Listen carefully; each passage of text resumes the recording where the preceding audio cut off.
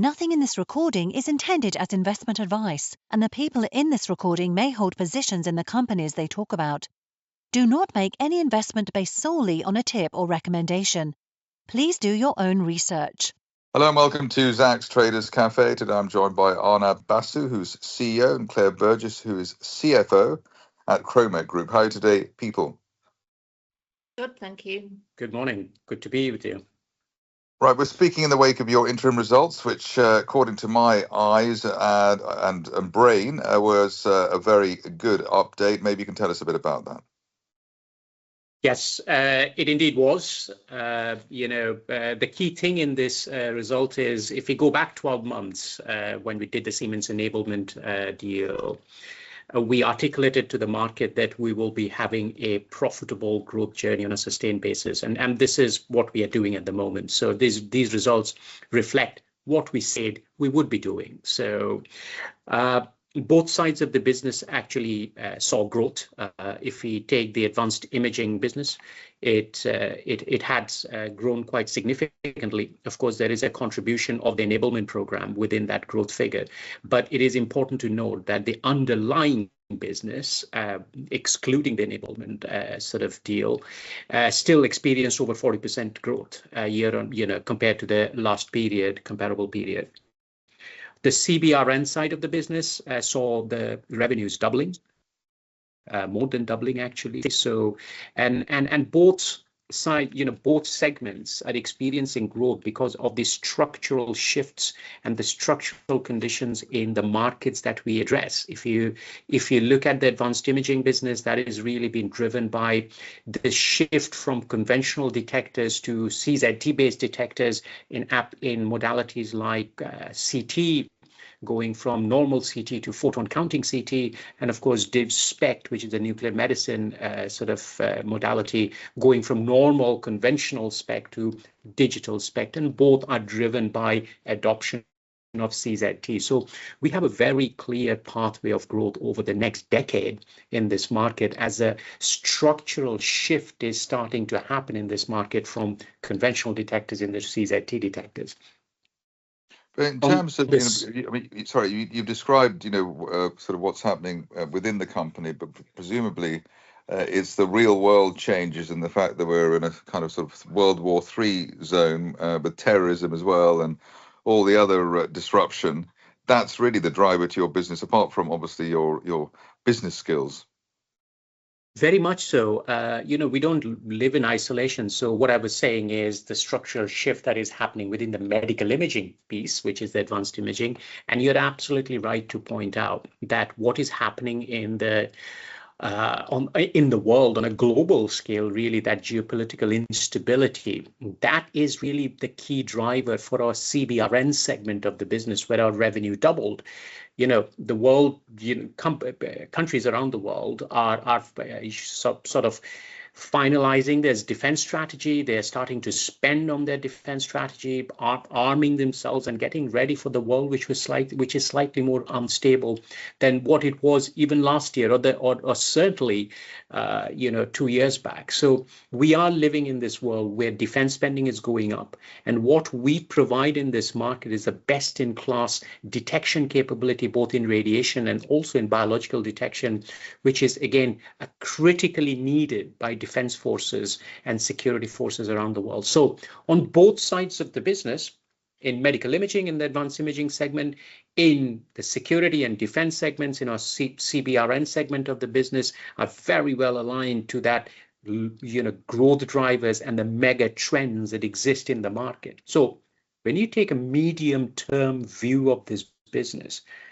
in the 5-year view of this business, 3 to 5 year view, we stand in a really interesting position where the market trends are aligned, the markets are big. We have got really, really strong strategic position within the CZT supply chain within the medical imaging, being the world's only independent commercial player at scale who can produce CZT to feed into that medical market. And on the other hand, a really well differentiated product portfolio in the CBRN segment gives us that confidence to really look forward for sustained period of growth on a profitable basis and get to that midterm target that we have set and the indication that we have given of a 60 million pound revenue base with a 30% EBITDA.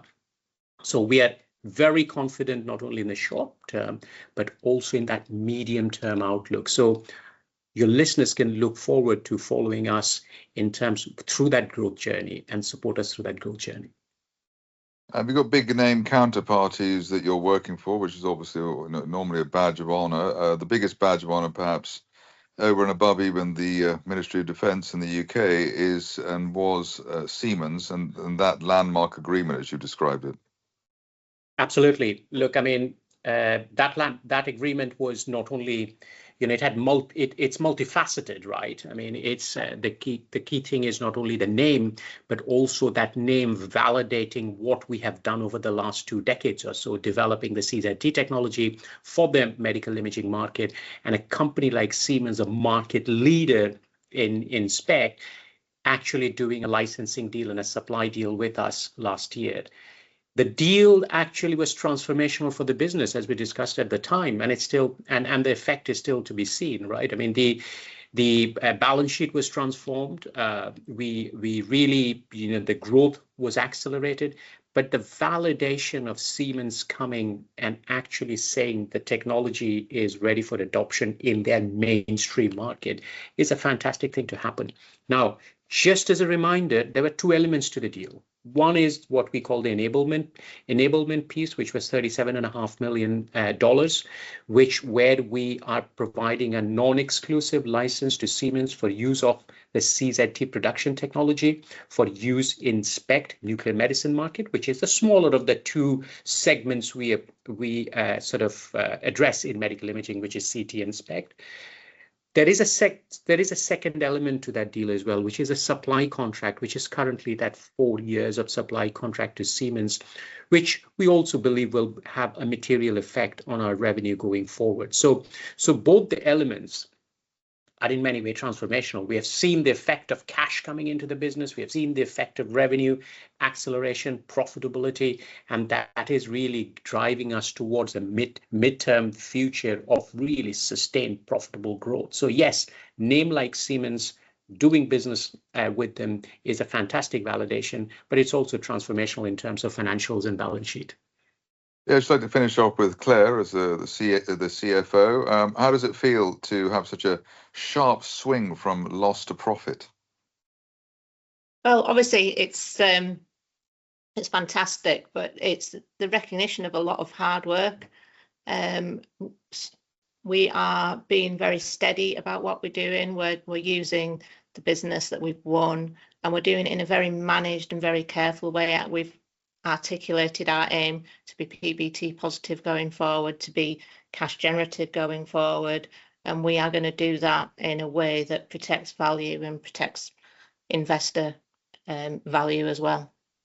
I think the highlight number, apart from the swing into the black, is the gross margin, which is through the roof. The gross margin is through the roof, and that's reflective of the Siemens enablement deal. That's very, very, very high margin, and the product mix within there.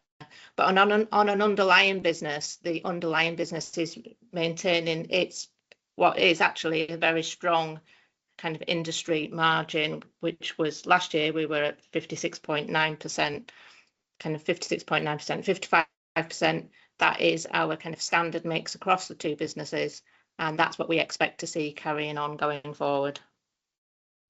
Well, it sounds like a pretty good mix at the moment. Arnab Basu and Claire Burgess from Kromek Group, thank you very much indeed.